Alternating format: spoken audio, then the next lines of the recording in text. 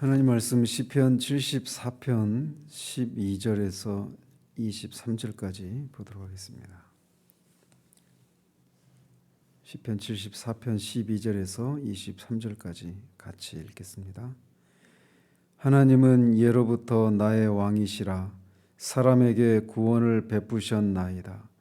주께서 주의 능력으로 바다를 나누시고 물 가운데 용들의 머리를 깨뜨리셨으며 리워야단의 머리를 부수시고 그것을 사막에 사는 자에게 음식물로 주셨으며 주께서 바위를 쪼개어 큰 물을 내시며 주께서 늘 흐르는 강들을 마르게 하셨나이다. 낮도 주의 것이요 밤도 주의 것이라. 주께서 빛과 해를 마련하시며 주께서 땅의 경계를 정하시며 주께서 여름과 겨울을 만드셨나이다. 여호와여, 이것을 기억하소서. 원수가 주를 비방하며 우매한 백성이 주의 이름을 능욕하였나이다. 주의 맷비둘기의 생명을 들짐승에게 주지 마시며 주의 가난한 자의 목숨을 영원히 잊지 마소서. 그 언약을 눈여겨 보소서. 무릇 땅의 어두운 곳에 포악한 자의 처소가 가득하나이다. 학대받은 자가 부끄러이 돌아가게 하지 마시고 가난한 자와 궁핍한 자가 주의 이름을 찬송하게 하소서. 하나님이여, 일어나 주의 원통함을 푸시고 우매한 자가 종일 주를 비방하는 것을 기억하소서. 주의 대적들의 소리를 잊지 마소서. 일어나 주께 항거하는 자의 떠드는 소리가 항상 주께 상달되나이다. 아멘.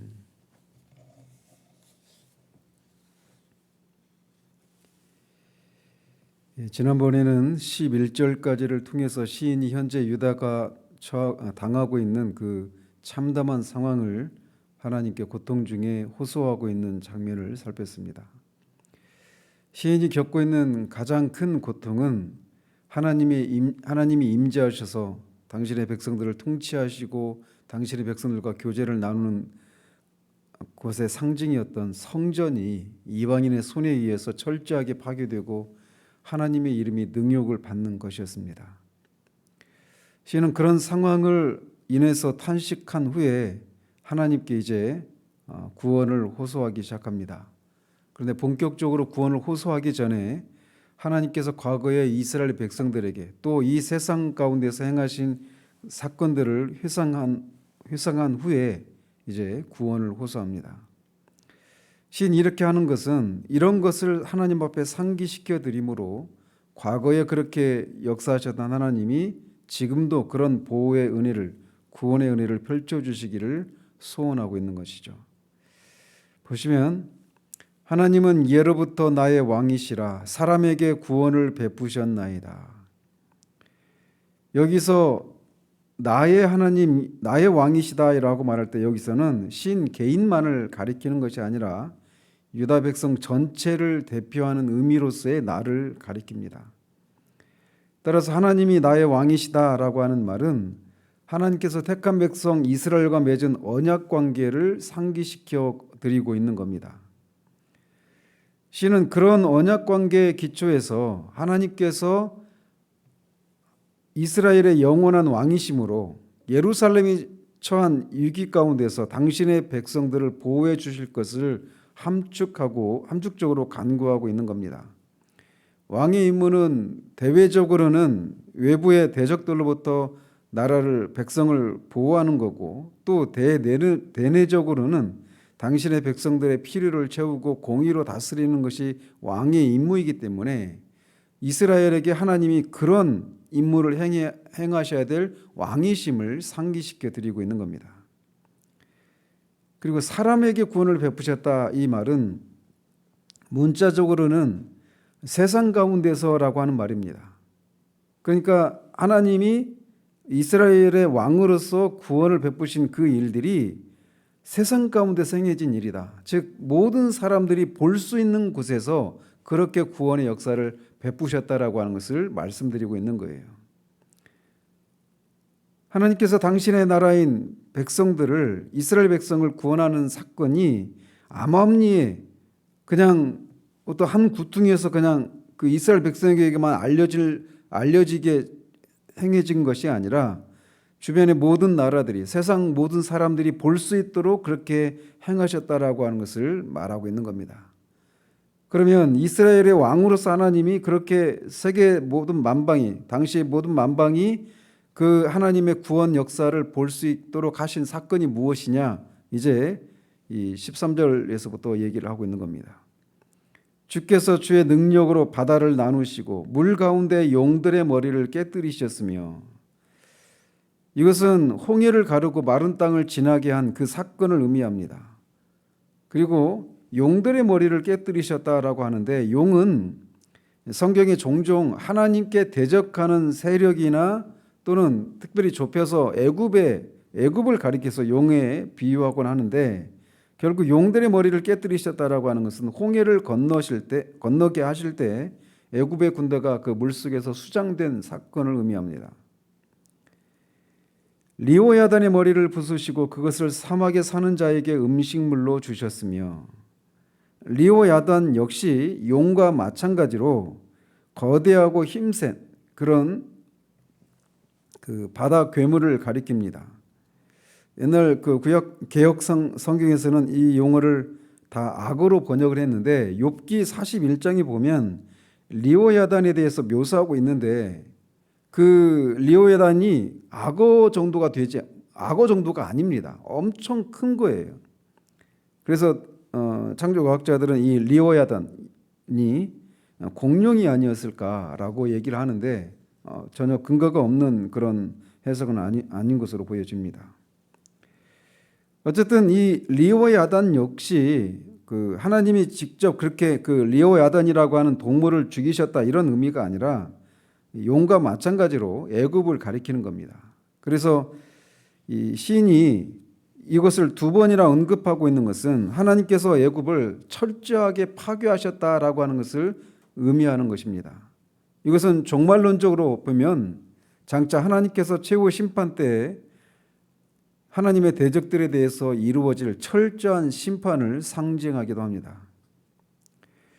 하나님께서 이렇게 용과 리오야단으로 상징되는 애굽을 철저하게 파괴하시고 그것을 사막에 사는 자, 즉 짐승들에게 먹이로 주셨다라고 하는 것을 통해 하나님 백성을 대적했던 애굽이 졸지에 멸망했다고 할 수 있을 만큼 하나님께서 그들에게 큰 진노의 손길을 뻗치셨음을 상기시켜 드리고 있는 겁니다. 이렇게 하나님이 이스라엘의 왕으로서 먼저는 이 이스라엘을 대적하는 하나님의 대적인 애굽을 철저하게 파괴시킨 사건을 상기시켜 드리고 있고, 앞에서도 말씀드린 것처럼 왕의 임무는 그냥 대외적인 임무만 있는 것이 아니라 대내적으로는 당신의 백성들의 필요를 채우시고 공급하시는, 위기 가운데서 구하시는 그런 일도 하시는 것인데, 지금 그것을 얘기하고 있는 겁니다. 주께서 바위를 쪼개어 큰 물을 내시며 주께서 늘 흐르는 강들을 마르게 하셨나이다. 이것은 역시 광야를 지나는 동안 하나님께서 바위에서 물을 내신 사건을 의미합니다. 근데 그 물이 큰 물, 절절절절 흐르는 그런 바위 틈에서 나오는 그런 약수 정도의 그런 물이 아니라 200만 이상의 사람들과 수많은 짐승떼들이 먹을 수 있을 정도의 물이었으니까 어마어마한 물이 흐른 겁니다. 큰 강이 흘렀다라고 말할 정도의 물이 흘러간 것입니다. 지난번에 말씀드린 것처럼 그 사우디아라비아 그 지역에 가면 그게 지금 그대로 있습니다. 한 아파트 한 3층, 4층 정도 높이의 큰 바위인데, 그리고 그 주변에 보면 산도, 시내산이 막 불이 붙었다고 했는데 산 정상에 보면 새카매요. 거기는 완전히.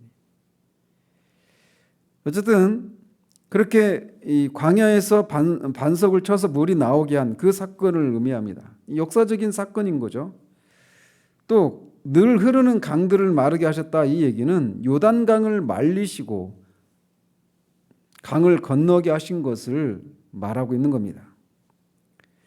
이처럼 시인이 이스라엘 백성에게 행하신 이스라엘의 하나님 이스라엘의 왕으로서 과거에 이스라엘에게 행하신 사건들을 계속 언급하고 있는 까닭은 하나님께서 그렇게 하셨던 것처럼 이번에도 속히 자신들을 구원해 주실 것을 간접적으로 호소하고 있는 겁니다.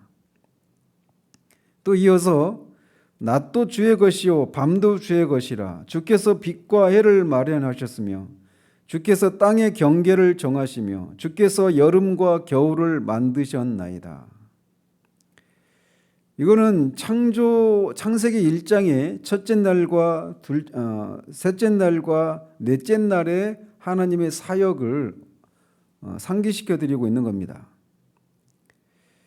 그래서 낮도 주의 것이요 밤도 주의 것이라고 하는 것은 첫째 날과 넷째 날을 통해 빛과 해를 마련하셔서 그렇게 낮과 밤을 구분하시는 그런 일을 상기시켜 드리고 있는 거고, 땅의 경계를 정하셨다 이 얘기는 바다의 물이 한 곳으로 흘러서 바다가 되고 또 마른 땅이 드러나게 한, 그래서 땅의 경계, 바다와 땅의 경계를 정하신 그 셋째 날의 사역을 의미하고, 또 여름과 겨울을 만드셨다 이 얘기는 넷째 날에 이 태양을 만드시고 지구가 그 태양을 중심으로 돌게 하시는 사건을 통해 이렇게 사계절이 나타난 사건을 의미합니다.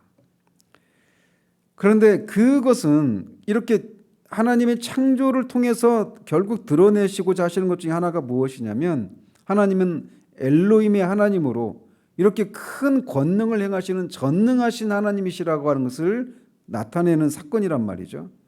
시인은 바로 그것을 언급하면서 이렇게 하나님께서 창조주로서 어마어마한 그런 권능을 행하시는 하나님이시라고 하는 것을 다시 상기시켜 드리면서 그 권능으로 당신의 백성인 이스라엘이 처한 그 위기 가운데서 건져주시기를 호소하고 있는 겁니다.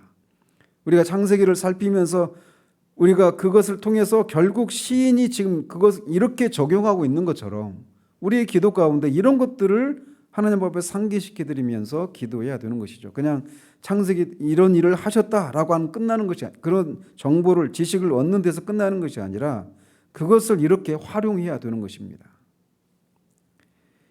우리가 지금 기도하는 하나님은 바로 이런 하나님이십니다. 여호와여 이것을 기억하소서. 원수가 주를 비방하며 우매한 백성이 주의 이름을 능욕하였나이다. 이것을 기억하소서라는 얘기는 하나님께서 지금 이 이스라엘 백성이 처한 이 상황들을 간과하지 말아 주시기를 간구하고 있는 겁니다. 그런데 이 지금까지 그 시인이 계속해서 이스라엘이 처하고 있는 상황 가운데서 하나님께서 권능을 행사하셔서 구원을 호소할 때 그는 계속해서 권능의 상징인, 권능의 하나님이라는 상징인 하나님의 이름인 엘로힘을 사용해서 지금까지 말을 해왔는데, 여기서는 여호와라고 하는 하나님의 이름을 언급하고 있습니다. 계속 말씀드린 것처럼 여호와라고 하는 하나님의 이름은 하나님이 언약을 반드시 지키시고 그 언약에 성실하신 하나님이시다라고 하는 것을 말할 때 계시해 주신 하나님의 이름입니다. 바로 그 이름을 언급해서 하나님과 이스라엘 백성 사이에 맺은 그 언약을 상기시켜 드리고 있는 겁니다.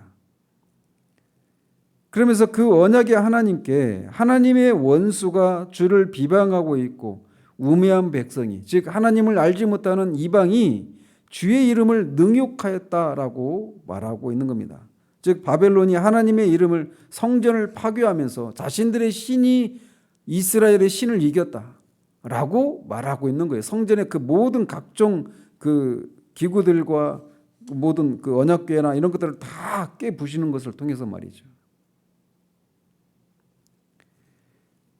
주의 맷비둘기의 생명을 들짐승에게 주지 마시며 주의 가난한 자의 목숨을 영원히 잊지 마소서. 맷비둘기는 산비둘기입니다. 그래서 이것은 스스로를 보호할 수 없는 나약한 것을 상징하는 것으로서 당신은 여기에서는 이스라엘 백성을, 유다 백성을 가리키죠. 그리고 들짐승은 그들의 생명을 노리는 바벨론을 상징합니다. 따라서 시인은 하나님께 산비둘기처럼 힘이 없는 자기 백성을 들 짐승과 같은 바벨론의 손에 넘겨버리지 말아달라고 호소하고 있는 거예요.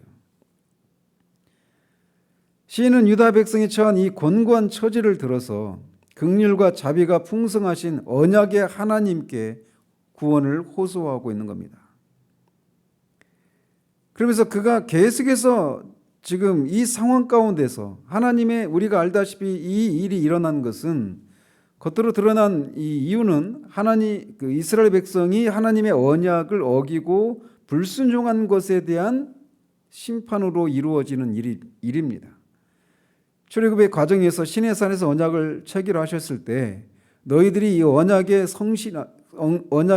충실하면 내가 너희들을 보호하고 너희들은 세상에서 제사장 나라가 되고 내 백성이 되겠다. 이 땅에서 영원히 살게 하겠다라고 하셨지만, 만약 그렇지 않으면 너희들이 여기서 쫓겨나게 될 것이라고 하는 그런 언약을 이스라엘 백성이 피로써 맺었는데, 그것을 지키지 못한 결과 이런 일이 일어나고 있단 말이죠. 그럼에도 불구하고 그는 여전히 하나님을 나의 왕이라고, 주의 가난한 자라고, 주의 맷비둘기 같은 그런 존재들이라고 상기시켜 드리고 있는 것을 우리가 기억할 필요가 있습니다.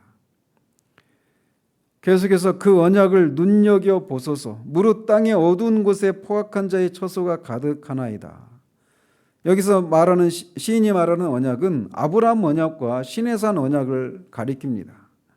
그래서 아브라함 언약을 통해서 내가 이 땅, 가나안 땅을 너의 후손들에게 영원한 기업으로 주시겠다라고 하는 그 약속, 그리고 시내산에서 내가 너희들의 하나님이 되고 너희들은 나의 백성이 되어서 너희들을 이 땅에서 보호하고 번성하게 해주시겠다라고 하는 그 언약을 체결하셨는데, 그 언약을 눈여겨 봐달라고 호소하고 있는 겁니다. 그런데 지금 바벨론의 침입으로 인해서 그 하나님이 약속하신 약속의 땅이, 또 하나님의 약속의 백성인, 언약의 백성인 이스라엘 백성이 이방 땅에 끌려가게 되었으니 하나님께서 그 언약을 기억하셔서 속히 당신의 백성들을 구원하시고 당신의 땅에서 이방들을 물리쳐 주시기를 호소하고 있는 겁니다. 학대받은 자가 부끄러이 돌아가게 하지 마시고 가난한 자와 궁핍한 자가 주의 이름을 찬송하게 하소서. 학대받은 자나 가난한 자, 궁핍한 자는 다 이스라엘 백성을 가리킵니다. 유다 백성을 가리킵니다. 그래서 여기서 말하고 있는 것은, 이렇게 이 상황을 인해서 하나님께 구원을 호소하고 하나님께 부르짖을 때 하나님께서 이들의 이 호소에 귀를 기울이셔서 응답해 주심으로 이들이 주의 이름을 찬송할 수 있도록 해달라고, 즉 자신들을 구원해 달라고 호소하고 있는 겁니다. 하나님이여 일어나 주의 원통함을 푸시고 우매한 자가 종일 주를 비방하는 것을 기억하소서. 지금 이스라엘 백성들이 겪고 있는 이 고통을, 이 원통함을 주의 원통함이라고 말하고 있는 것을 주목할 필요가 있습니다.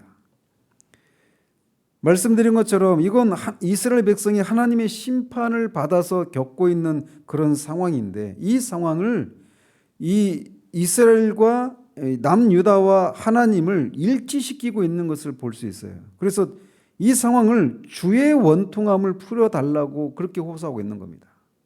하나님의 원통함이라고 호소하고 있는 거예요. 그가 얼마나 이 언약을 신실하게 붙들고 있는가를 우리가 상기할 필요가 있는 겁니다.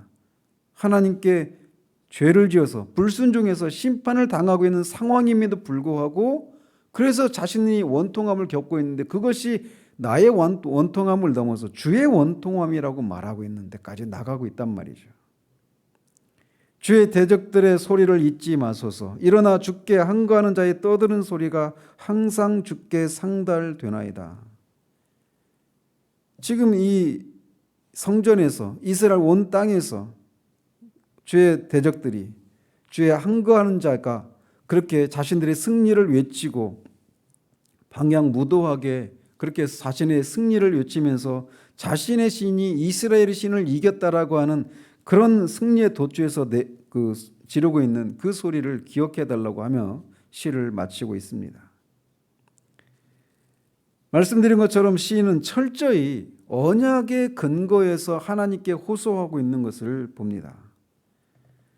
이것은 이스라엘을 향한 하나님의 그 구원을 호소하고 있는 이것은 교회와 또 우리 개인에게도 적용할 수 있는 겁니다.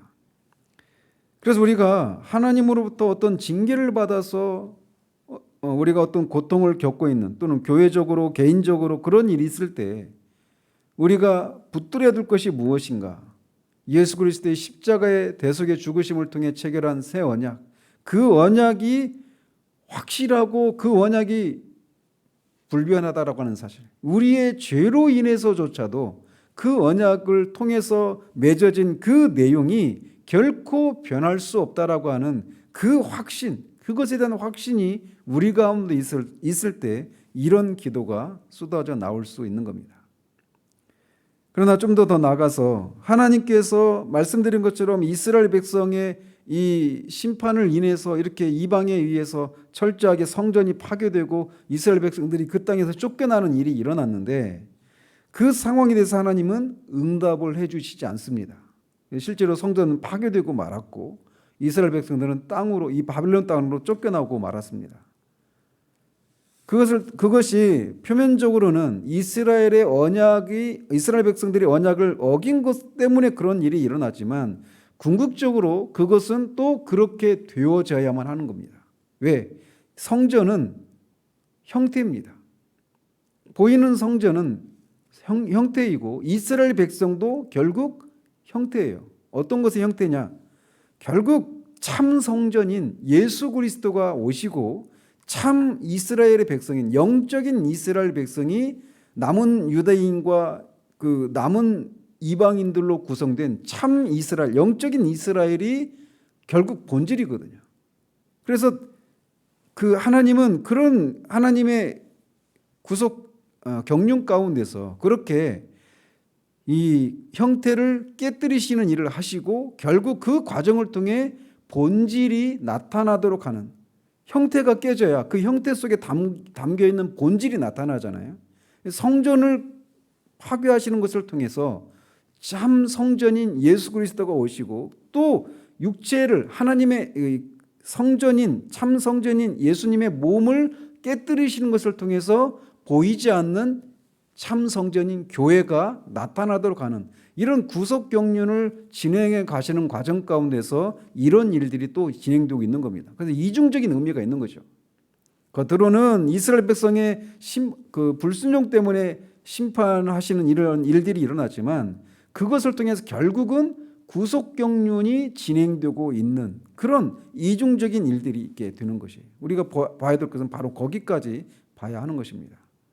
그런 구속 경륜을 우리가 보고 또 그것을 우리의 삶에 적용할 때는 말씀드린 것처럼 우리가 어떤 형편 가운데 있다 하더라도 예수 그리스도의 그 십자가의 대속의 은혜를 통해 맺은 그 언약이 결코 변화될 수 없고 여전히 우리가 하나님의 백성이라고 하는 그 사실을 기억하면서 죄로 인해서 하나님의 징계를 받고 있는 상황 가운데서도 그것이 내가 겪고 있는 그것이 나의 원통함을 넘어서 하나님의 원통함이라고 하는 그 사실을 하나님께 상기시켜 드리면서 우리의 구원을 다시금 하나님과의 관계를 회복해서 하나님이 여전히 우리의 아버지가 되시고 보호자가 되신다는 사실을 통해 하나님이 마땅히 받으셔야 될 영광과 존귀를 받기를 소원하는 마음으로 기도할 수 있어야 하는 겁니다.